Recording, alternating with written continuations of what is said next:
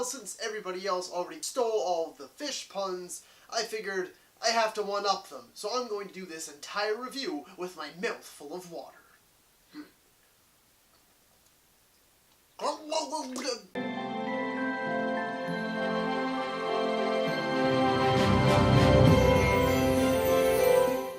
Hello ladies and gentlemen and movie lovers of all kind, and welcome back to another new release review, and for today we will be covering Aquaman.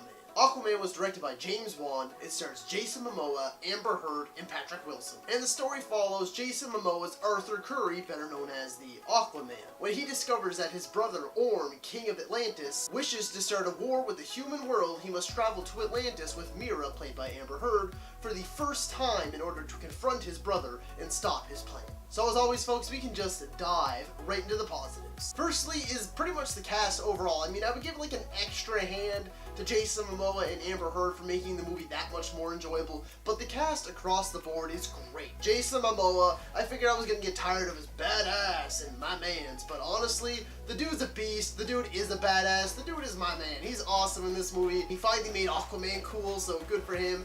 Amber Heard, again, she plays a huge role in this movie, and she is wicked. Her powers in this movie are friggin' awesome, and she's a really, really great actress, and she fits into this role very nicely. Everybody in this movie across the board, I thought they were fantastic. I didn't have a problem with anybody's acting. I didn't think anybody felt out of place. Next is the visuals in this movie, because my god, they are pretty, okay? I poorly misjudged this movie. Based on all the trailers, I thought that the movie was extremely visual heavy, and that the visuals weren't anything special or anything to write home about. Then I started seeing all this buzz, you know, Aquaman being left off the short list for visuals, and people are freaking out. I haven't seen the movie yet. I'm like, okay, well, I mean, they looked fine anyway. No, I saw the movie. The visuals are going to blow your mind. Lots of really nice, beautiful wide shots, things like that.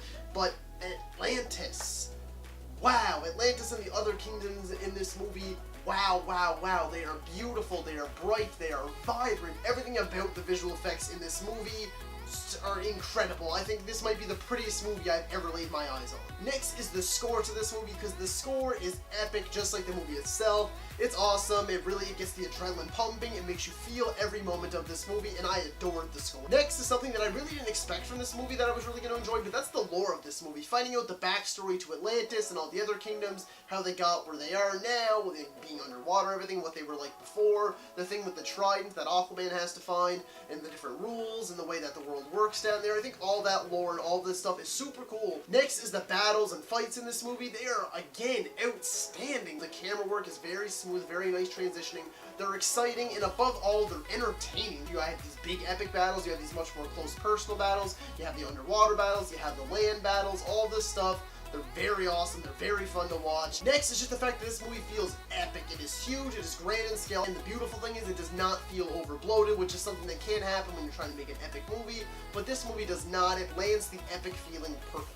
And next is the story to this movie. I like the journey that the characters are sent on. I like what's happening. I like how Orm, I understand, honestly. I feel like this movie has a very good point. We pollute the ocean with all of our garbage, all of our landfill, all of our ships, our submarines. I feel like the people of Atlantis, and Orm especially, has good reason to want to kill all the humans. And in the journey that they are sent on, trying to stop Orm and everything they have to go through to get to that point, all of it is great. And the story is great, although it be a little bit predictable, which we'll touch on later, but the story itself is really good. And lastly, for the positives, guys, is James Wan's direction, because you can tell this is a James Wan movie. This is not a DC producer's movie. He worked his magic, and Aquaman is a blast. But that's not without its negatives. So firstly on the negatives is something I just touched on only a moment ago, and that's the fact that the story is pretty predictable overall. It goes exactly as you would expect it to. You know when you get into it, you're gonna be like, okay, this is gonna happen, and they're probably gonna do this. Doesn't detract from the movie a whole lot, because it's a superhero movie, right? You can only have so many ideas, especially when you're doing solo movies and really trying to expand your world. And the next kind of half of this negative too is the fact that there's a lot of really cheesy moments in this movie. The comedy for the most part does work, but sometimes they try to force it a little bit and it comes off a touch too cheesy.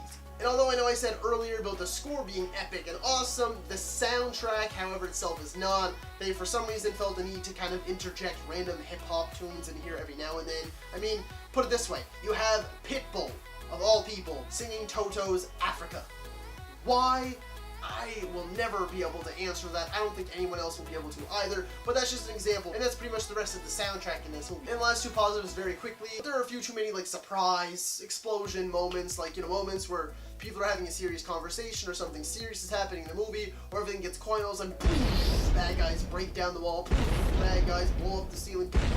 There's just a few too many surprise explosions. The bad guys have entered the scene for me. Like, you know, you usually get one good one a movie, maybe two, but when you're using it like every few scenes, it does become repetitive, and it did bother me.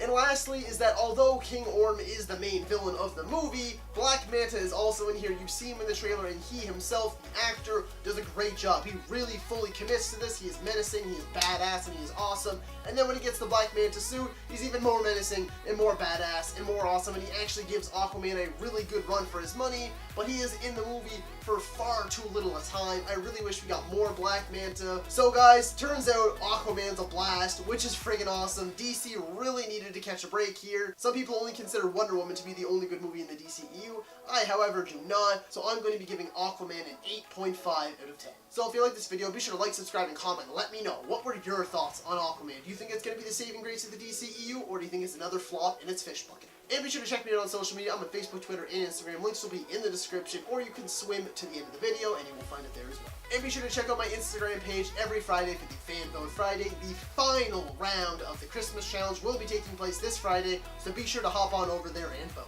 And as always, thank you so much for watching, and that's a wrap. Nope, that's not it. Right here.